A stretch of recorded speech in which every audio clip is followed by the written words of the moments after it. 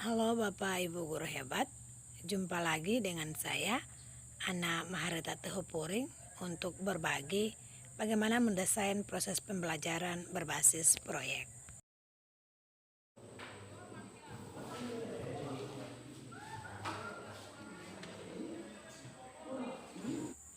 Pola pembelajaran saya terkadang terlalu monoton sehingga kurang tersentuh pada hati siswa.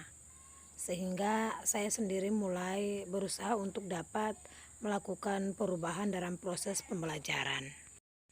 Pembelajaran berbasis proyek sangat bermanfaat dalam belajar pada mata pelajaran matematika, lebih khusus materi statistika pada kelas 12. Proses pembelajaran berbasis proyek ini mendorong siswa untuk belajar kelompok atau berkolaborasi di luar pengajaran di kelas. Juga mendorong siswa untuk lebih peka terhadap permasalahan yang terjadi. Dan juga meningkatkan berpikir kritis siswa sehingga siswa itu selalu lebih mandiri. Materi statistika ini merupakan sebuah materi yang memerlukan sebuah proyek nyata yang terjadi dalam kehidupan siswa sendiri, di mana siswa harus memiliki ide, memiliki gagasan untuk dapat menyelesaikan persoalan yang ada. Nah, untuk proses pembelajaran berbasis proyek ini memiliki langkah-langkah yang harus dikerjakan. Langkah yang pertama, memberikan kesempatan kepada siswa untuk dapat mendesain atau merancang bagaimana menghitung mean median modus dari berat badan siswa yang ada pada kelompok. Langkah yang kedua ini, siswa diberikan kesempatan untuk dapat berkolaborasi, untuk dapat mengembangkan akan ide dan gagasannya dalam menyelesaikan berbagai tuntutan yang ada dalam lembaran kerja siswa itu sendiri. Siswa sangat merasa senang karena diberikan kebebasan untuk memecahkan masalahnya sendiri. Siswa merasa senang karena dapat bermain bersama dengan rekan-rekan yang ada dalam kelompoknya masing-masing. Tahapan yang ketiga ini, siswa dan guru selalu berkolaborasi. Biasanya kita hanya membangun sebuah komunikasi dengan siswa terkait dengan apa yang kita inginkan. Namun di sini dituntut untuk siswa dan guru berkolaborasi dalam penilaian yang dilakukan. Nah, dengan itu siswa lalu merasa senang. Siswa lalu ingin mengejar supaya mendapatkan nilai yang sangat baik. Dalam pembelajaran berbasis proyek ini, guru berfungsi sebagai pelatih atau coaching, di mana guru hanya memantau lewat tiap kelompok. Jika ada kendala dalam kelompok tersebut, guru lalu dapat memberikan penjelasan atau dapat membantu meringankan permasalahan itu. Namun terkadang juga guru ini dia sebagai pelatih untuk dapat membimbing, mengarahkan sehingga setiap kelompok mampu menyelesaikan tugasnya masing-masing.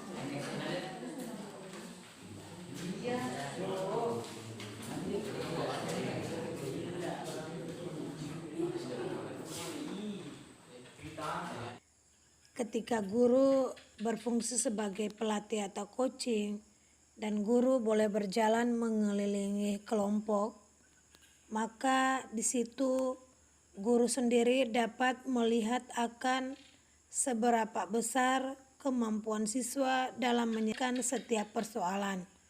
Kemudian pun guru dapat meminta siswa untuk mengumpulkan dan mencatat akan semua peralatan yang dibutuhkan.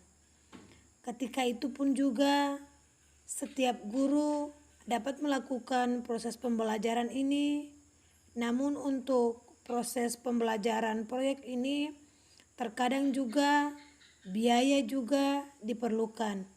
Namun tidak semua proses pembelajaran berbasis proyek ini memerlukan biaya yang sangat besar.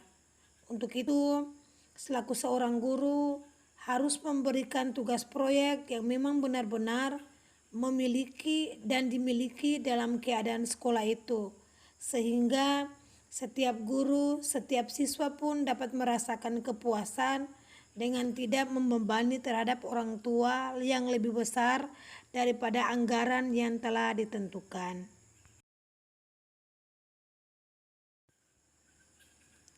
Setiap kelompok dapat diberikan kesempatan untuk mempresentasikan hasil kerja dari kelompoknya, dan di situ kita selaku guru dapat melihat bagaimana aktivitas yang dilakukan dan bagaimana akan ketekunan yang dibangun dalam kelompok itu. Terkadang pun proses ini lalu berbanding terbalik dengan apa yang kita lihat. Namun ketika semangat yang membara itu ada pada siswa, ketekunan yang ada pada siswa, kemandirian yang ada pada siswa, maka yang pasti apapun yang menjadi tugas dan tanggung jawab dapat dilakukan siswa itu dengan penuh rasa percaya diri. Kami akan mempresentasikan hasil kerja kami tentang media. Kepada teman dipersilakan.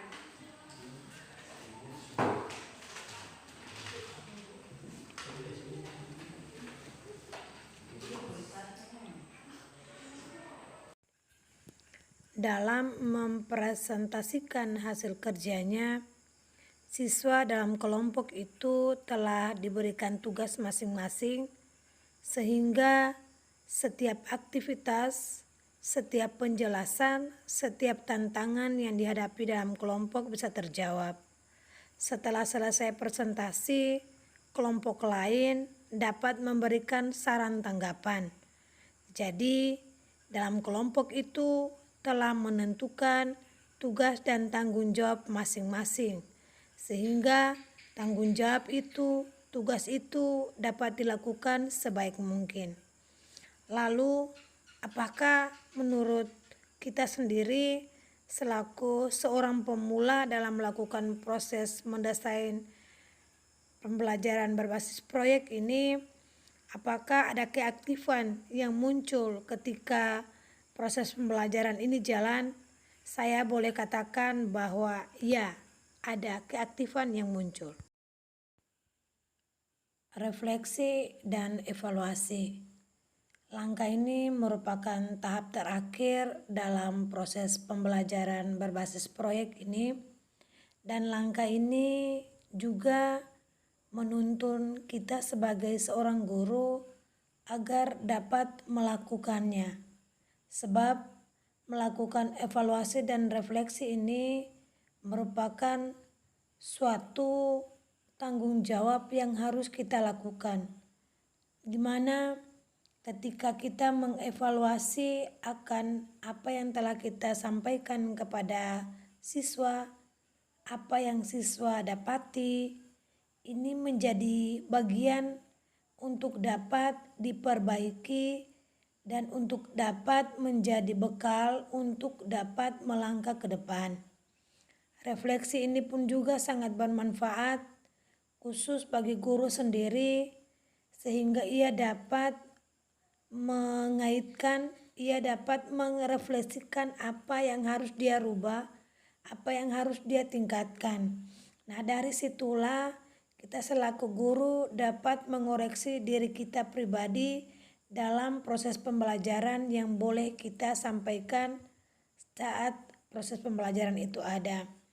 Dan sebagai seorang guru mampu untuk mengevaluasi diri agar dapat membuat sebuah perbaikan ke depan. Bagi siswa pun, siswa dapat memberikan refleksi terkait dengan apa yang boleh dia terima di dalam proses pembelajaran. Dalam pembelajaran berbasis proyek ini ada memiliki manfaat yang perlu saya sampaikan. Yang pertama, memberikan kesempatan kepada siswa untuk dapat mengintegrasikan akan kompetensi. Yang kedua itu untuk mendorong siswa mencapai kompetensi proses. Yang ketiga, mendorong siswa untuk belajar kelompok dan berkolaborasi baik dalam ruangan, dalam proses pembelajaran maupun di luar. Yang keempat itu mendorong siswa untuk lebih peka terhadap permasalahan yang terjadi dalam lingkungan sekolah. Di sini Bapak dan Ibu, siswa juga terbiasa untuk menganalisis dan meneliti dari dini. Kemudian juga manfaatnya adalah dapat meningkatkan berpikir kritis siswa dan selalu mandiri. Meskipun begitu, dalam pemberian tugas proyek ini juga terkadang mengalami kendala yang dialami dari saya sendiri selaku guru maupun siswa. Yang pertama yaitu kurangnya sarana prasarana. Yang kedua, kemampuan siswa dalam mengerjakan tugas masih kurang. Yang keempat, dia membutuhkan waktu yang tidak cepat tapi agak lama, dan dalam proses pembelajaran ini juga memerlukan biaya. Beberapa kendala tersebut tentu bisa diatasi dengan bagaimana guru mulai memberikan proyek yang sederhana saja, yang sesuai dengan kemampuan dan kebutuhan dari siswa itu sendiri. Guru bisa menyesuaikan kondisi pembelajaran dengan penugasan seperti jangka waktu pengerjaan, tugas biaya, dan juga tingkat kesulitan dari proyek itu sendiri. Dalam proses pembelajaran berbasis proyek ini, tidak semua materi dapat digunakan dengan pembelajaran berbasis proyek ini. Lalu, apakah cara yang dapat dilakukan untuk mengolah proyek dengan baik?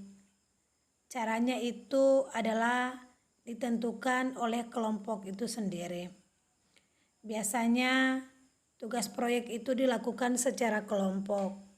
Sehingga sebelum memberikan tugas, guru bisa menentukan atau membagi siswa dalam beberapa kelompok. Atau guru boleh memberikan kebebasan bagi siswa untuk memilih kelompoknya sendiri. Ketika guru memberikan kebebasan kepada siswa itu untuk menentukan kelompoknya sendiri, maka di dalam kelompok itu yang harus dibangun adalah menentukan topik dulu. Menentukan topik di sini adalah menentukan topik penugasan untuk setiap kelompok. Dan saat itu pun dapat berjalan sesuai dengan apa yang kita inginkan bersama. Kemudian dapat menentukan jadwal pemberian tugas dan pengumpulan tugas serta jangka waktu dalam mengerjakan proyek tersebut. Mengomunikasikan hasil melalui presentasi dengan baik, dan juga dapat melakukan penilaian dan evaluasi. Dalam hal ini, guru menyiapkan akan rubrik penilaian yang tepat. Namun juga ada beberapa kompetensi yang bisa dinilai dalam tugas proyek itu. Yang pertama terkait penilaian sikap, kemudian penilaian pengetahuan, dan penilaian keterampilan. Selain itu juga tugas proyek sedikit berbeda dengan penugasan praktik biasa. dengan memiliki ciri-ciri yang pertama yaitu tahapan dimulai dari perencanaan, pelaksanaan, refleksi, serta pelaporan. Yang berikut memiliki durasi yang jelas dan terencana. Kemudian proyeknya dilakukan secara berkelompok. Demikianlah desain pembelajaran berbasis proyek sekiranya dapat bermanfaat bagi kita semua.